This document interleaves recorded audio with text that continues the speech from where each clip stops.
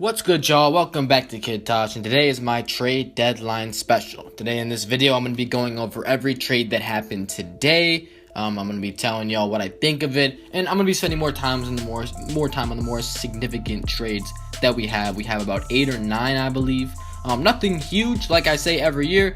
Huge trade talks and rumors are very common, but you guys should get used to being let down, because PG-13, Melo, Jimmy Butler, all those guys stayed in the same place.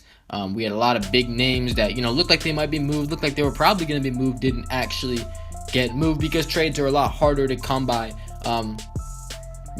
when you're actually the teams. Each team wants more. You want to get the better of your opponent in each trade, and a lot of times it's very hard to do that. Anyway, if you enjoyed this video, don't forget to leave a like, comment, and idea down below for a video. Hit me up on Twitter for ideas, or, ask me questions what I think about NBA topics. I always respond to people who are, asking me stuff on Twitter and stuff like that. Subscribe if you're new. Gaming channel's in the description. Let's get going.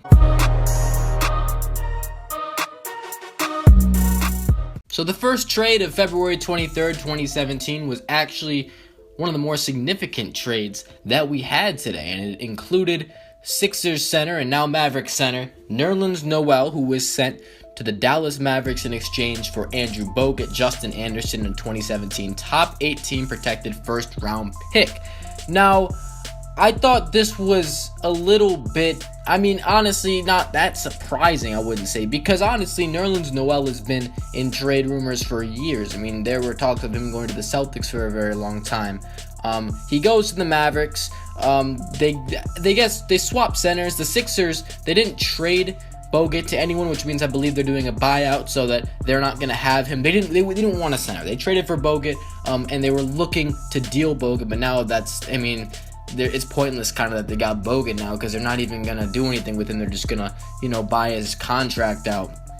So it doesn't really help them that much. Justin Anderson is a young piece that's probably not going to be that much in the NBA, but you never know. He's just a young player that's not bad, but I don't see him really developing anything for them. And a 2017 top 18 protected first round pick, which is probably the most important thing in this trade.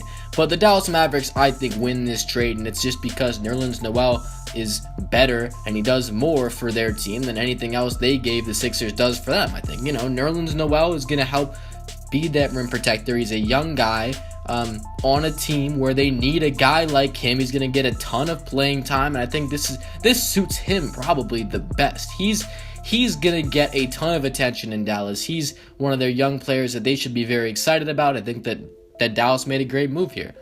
The next trade was KJ McDaniels getting sent from Houston to Brooklyn. This is not really a big deal. The Nets are the worst team in the NBA, and KJ McDaniels is just yet another not very promising young player trying to find an NBA home. Brooklyn seems like the best place for any of those guys to play, to showcase their skills, for you guys to see, are they the real deal or not? Usually they're not. KJ McDaniels, he was pretty good when he came into the league, but he hasn't really done anything since his rookie year. I don't know. I don't really think that there's much potential for this guy. This trade doesn't really mean a lot to me. Now, this one might have been the biggest trade all day, and it was the Chicago Bulls trading away power forward Taj Gibson, small forward Doug McDermott, and a 2018 second-round pick in exchange for center Joffrey Laverne, shooting guard Anthony Morrow, and point guard Cameron Payne. That was from the Oklahoma City Thunder. As a Bulls fan, this was pretty depressing. Taj Gibson, I didn't want to see him go. He was the longest tenured Chicago Bull. Now Jimmy Butler is, but Taj Gibson's been in Chicago his whole career. He's a very quality player, and he definitely bolsters Oklahoma City's starting lineup at that power forward spot position they've been looking for, and I think he'll fit them very well. Doug McDermott is a shooter. The Oklahoma City Thunder are one of the worst three-point shooting teams in the NBA. They desperately need shooters, especially because they have Russell Westbrook on their team, somebody who, if he was given great shooters, this guy would be so much better. And it's crazy that we're saying that about a guy like Russell Westbrook, but it's true. The assist numbers, what they're at now, they would be much better, and they probably have a lot more wins if they had some better shooters. Doug McDermott helps that. He's probably gonna be a focal point for the bench rotation. I think he might even get some starting so he might start some games. I'm not really sure how the rotation's going to look for them, but they just finessed the Bulls. I mean, let's be honest here. The Bulls got Joffrey, Laverne, Anthony Morrow, and Cameron Payne. 3 bench reserve type players. Only 2. I mean, Anthony Morrow, he's kind of old and he's not really doing anything. Cameron Payne and Joffrey Laverne, none of those guys are very good. They're all supposed to be able to shoot the 3, but they're not all very efficient. There are a lot of question marks. I mean, the Bulls were very interested in Cameron Payne, and that's why they made this trade, is because they wanted to have Cameron Payne. But I don't really think Cameron Payne, I don't think he's that good. I don't see the point. Anyway, I just think it's a great trade for OKC. I think they got exactly what they needed. The Bulls, they were just looking to dump some players. They were looking to get any trade. They were looking for an offer from anyone, and they just took that one. I think it's bad. Anyway, the next one is Tyler Ennis, traded to the Lakers for Marcelo Huertas, who was waived by the Rockets. I mean, this is really not relevant. This is just another backup point guard for the Lakers to have that probably isn't going to mean anything. Now, Roy Hibbert, traded to the Nuggets. Again, this is not something very important. He's probably going to be their backup center. I mean, I guess this bolsters them a little bit.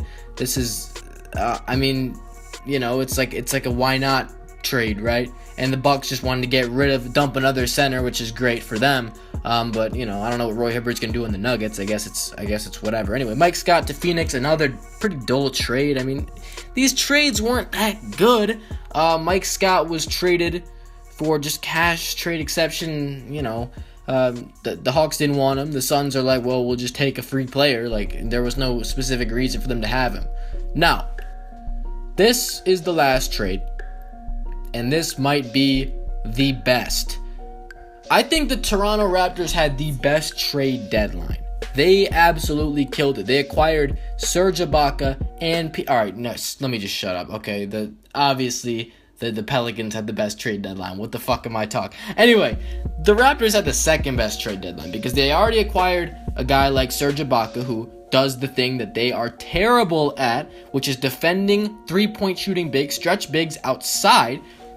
Serge Ibaka, he's a great defensive player. He's mobile. He can play the 3 or the 4. He's big, he's athletic, he's whatever. That's not what we're talking about, though.